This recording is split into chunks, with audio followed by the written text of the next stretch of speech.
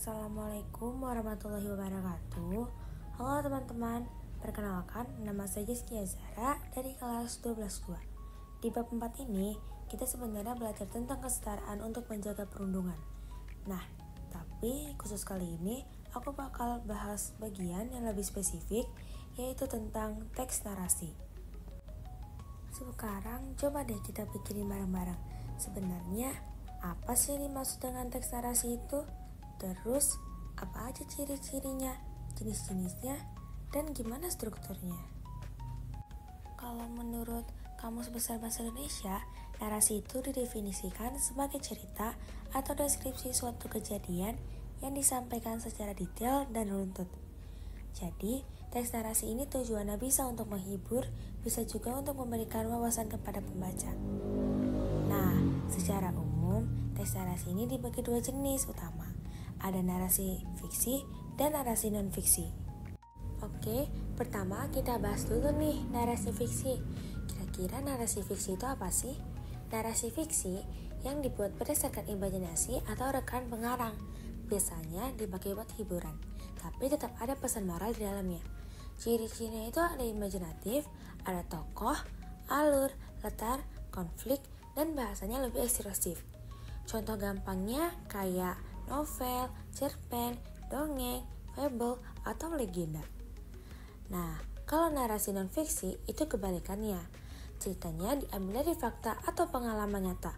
Fungsinya buat kasih informasi, wawasan, atau inspirasi kepada pembaca. Ciri-cirinya faktual, tokoh, dan peristiwa nyata. Terus alurnya sesuai dengan kronologi. Contohnya kayak biografi, autobiografi, catatan perjalanan, atau kisah sejarah. Berikut adalah ciri-ciri teks narasi. Yang pertama, teks narasi menceritakan kehidupan manusia secara logis. Yang kedua, peristiwa yang diceritakan bisa nyata, hasil imajinasi, atau gabungan keduanya. Yang ketiga, ceritanya biasanya memiliki nilai keindahan baik dari isi maupun penyajiannya. Yang keempat, di dalam narasi selalu ada konflik, pertentangan, atau kemelut. Yang kelima, untuk menghidupkan cerita, narasi sering membuat dialog. Dan yang terakhir, teks narasi disusun secara kronologis atau runtut sesuai urutan waktu. Teks narasi memiliki beberapa jenis. Yang pertama, narasi ekspositoris. Jenis narasi ini bertujuan memberi informasi tentang suatu peristiwa agar peristiwa memperoleh pengetahuan. Ciri-cirinya adalah fakta nyata, disajikan secara kronologis, dan bersifat objektif. Contohnya biografi tokoh, sejarah, ataupun laporan perjalanan.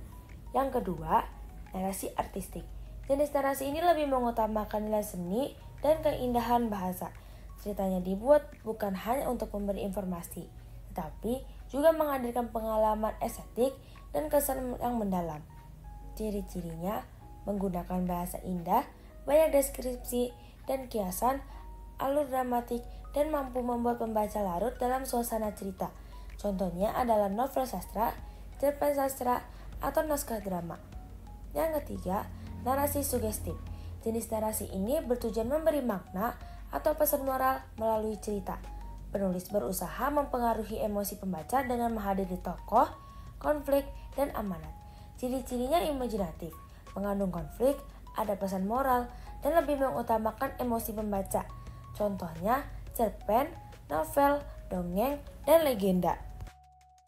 Struktur teks narasi terdiri atas 4 bagian. Yang pertama, orientasi, yaitu bagian pembuka yang berisi pengenalan tokoh, latar tempat, waktu, dan situasi awal. Kedua, komplikasi, yaitu bagian yang menceritakan munculnya masalah atau konflik dalam cerita. Yang ketiga, resolusi, yaitu bagian penyelesaian dari masalah atau suatu konflik. Dan yang terakhir, koda, yaitu bagian penutup yang berisi amanat, pesan, atau pesan moral dari cerita. Berikut contoh teks narasi dengan judul Hentikan Perundungan Itu. Pada bagian orientasi, diceritakan seorang siswa bernama Raka dikenal pendiam, rajin belajar, dan jarang bergaul. Karena sifatnya itu, ia sering diejek oleh teman-temannya. Kemudian, masuk ke komplikasi, yaitu saat Raka benar-benar menjadi korban perundungan. Ia didorong, diambil bukunya, hingga kehilangan semangat belajar dan merasa semakin tertekan. Lalu, pada bagian resolusi, Raka akhirnya berani melapor kepada guru.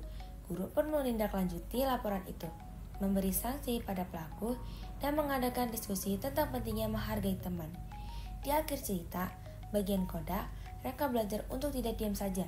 Ia berjanji akan berani membela kebenaran, baik untuk dirinya maupun untuk orang lain. Contoh narasi ini juga memperlihatkan adanya fakta, fiksi, opini, dan asumsi.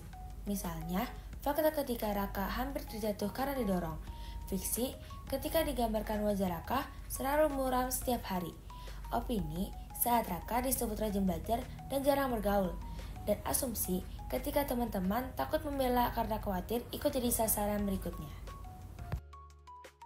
Demikianlah penjelasan mengenai teks narasi, mulai dari ciri-ciri, jenis, struktur, hingga contohnya. Semoga penjelasan ini bisa membantu kita memahami bahwa narasi bukan sekedar cerita, tetapi juga bisa menyampaikan pesan moral yang bermanfaat. Terima kasih atas perhatiannya. Wassalamualaikum warahmatullahi wabarakatuh.